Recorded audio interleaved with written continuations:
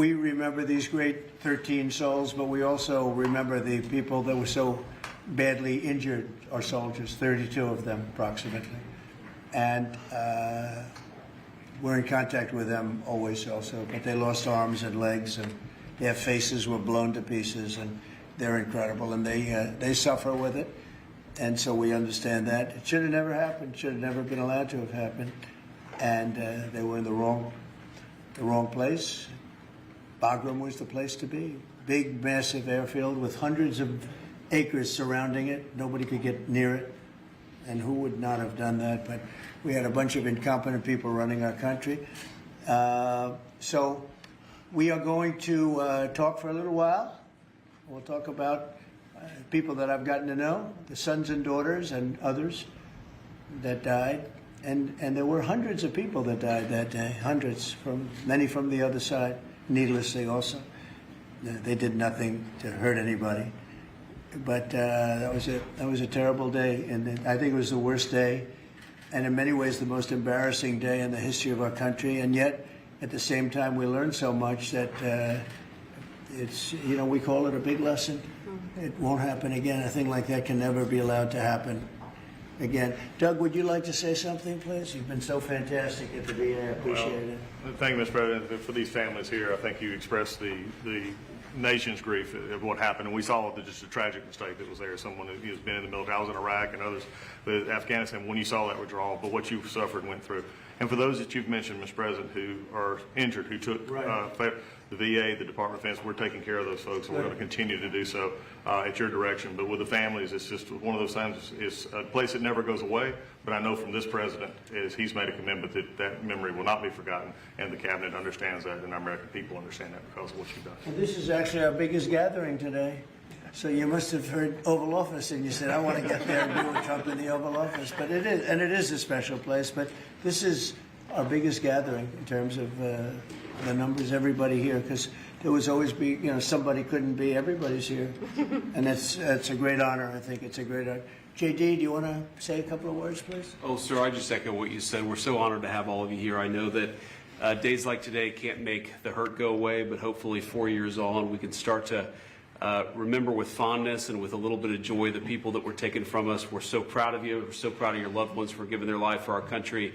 And I think importantly today, this is a rectification of a wrong. The fact that the President of the United States lost your loved ones through incompetence, but never acknowledged it. And your government never actually put pen to paper to say, we're grateful for your sacrifice.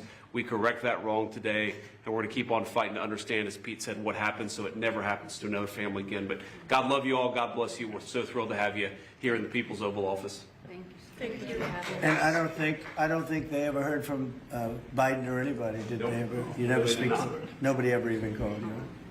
It's a terrible thing we suffered through for 4 years, so needlessly, yes, ma'am. I wanted to ask about veterans, and I wanted to say I'm so sorry for all of your loss. And I know we've covered it in the media, but I can't imagine what you all have been through, and thank you for being here.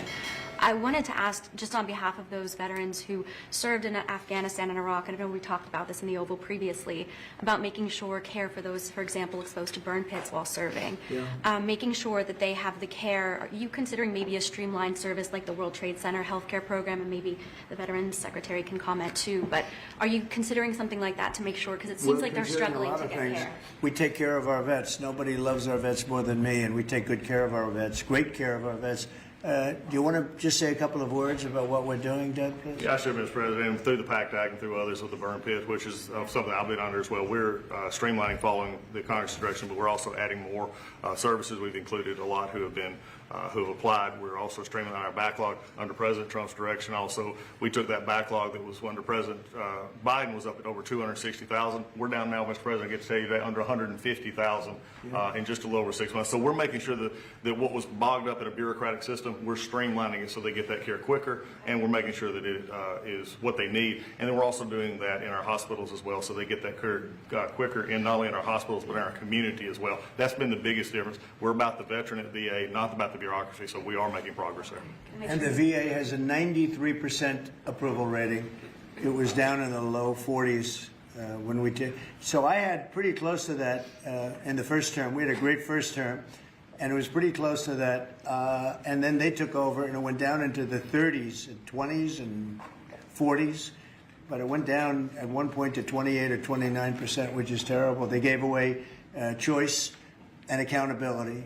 Choice meaning you have the way to, as a veteran, you can go and you can choose who your doctor is, et cetera, et cetera. They gave that up. And accountability is getting rid of the people that were sadists and really bad people that abused our veterans and really badly abused them. And they got rid of both of them, and we put them back. I couldn't believe when they did it. And anyway, but we're now, you've blown everybody away, Doug, at 93%. So we're 93% approval for our vets. And I like that, so that's good. And on the Department of War, how do you plan to do that? It requires an act of Congress to rename the Defense Department to the Department of War. We're just going to do it. I'm sure Congress will go along if we need that. I don't think we even need that, but if we need that, I'm sure Congress will go along. You know, that was the name when we won World War I, we won World War II, we won everything, and just to me seems like just a much more appropriate. The other is defense is too defensive, and we want to be defensive, but we want to be offensive too if we have to be. So it just sounded to me better, really like a better name. Yeah. Mr. President, following up on your meeting with President Lee of South Korea, did you end up talking about trade, and did you reach any conclusion? Yeah, I think we have a deal done. They had some problems with it, but we stuck to our guns. We are going to, they're going to make the deal that they agreed to make. And he's a very good guy, a very good representative for South Korea. It's a very big trade deal. You know, it's the biggest deal they've ever made by far, but it's one of the biggest deals ever made. The biggest deal ever made is the one with the European nations, as you know. The Europe deal is the biggest deal ever made. I think it's the biggest deal ever made, period. And they pay us $950 billion coming into this country, and lots of other things. They're going to buy $750 billion worth of our oil and gas and all of the other things. So it's amazing. Our country is doing so well, so strong now. And you saw where the tariffs came in at $4 trillion, $4 trillion. And they just, the CBO, they just announced it. I told them that was going to happen, but they refused to give us credit for it. Now they're giving us credit because the money is flowing in. They just found $31 billion that nobody knew where it came from. And I said, check the tariff shelf. And they said, how did you know that's where it came from? Well, we're taking in a lot. Look, we were abused by tariffs for many years. Nobody in this country got it. No president got it till I came along. Nobody got it. We were abused by other countries. China, I mean, take a look. That's what they did is essentially what I'm doing, but we're doing it at a better scale, and we're making up for lost time, and we're also making sure a lot of these countries respect us for doing it. They couldn't believe what they got away with. I mean, I told a couple of people, what do you think? He said, one of them, a prime minister, said to me, I can't believe we got away with it so long. Just couldn't believe it. I'll tell you what, Prime Minister Abe, who was great of Japan, who was fortunately assassinated, he used to say, I can't believe we got away with this for so long. You know, they'd send millions of cars in, and we weren't allowed to send one car. They wouldn't accept one car in Japan, and yet they would send millions and millions of cars into our country. No tax, no nothing. So, no, we're just doing the right thing, and it's making our country rich and beautiful, and it's very important. I felt so foolish for years watching this take place. You know, we did it in my first term with China. We took in hundreds of billions of dollars of tariffs.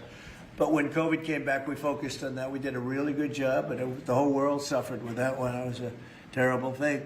So we couldn't be tariffing countries. And if you looked at what happened to France and Spain and Italy and all, I'm not going to go say, by the way, we want tariffs. So, but now we do say that, and it's tremendous, and we're respected. We're the most respected we've ever been. Thank you very much, everybody. I appreciate it. Thank you.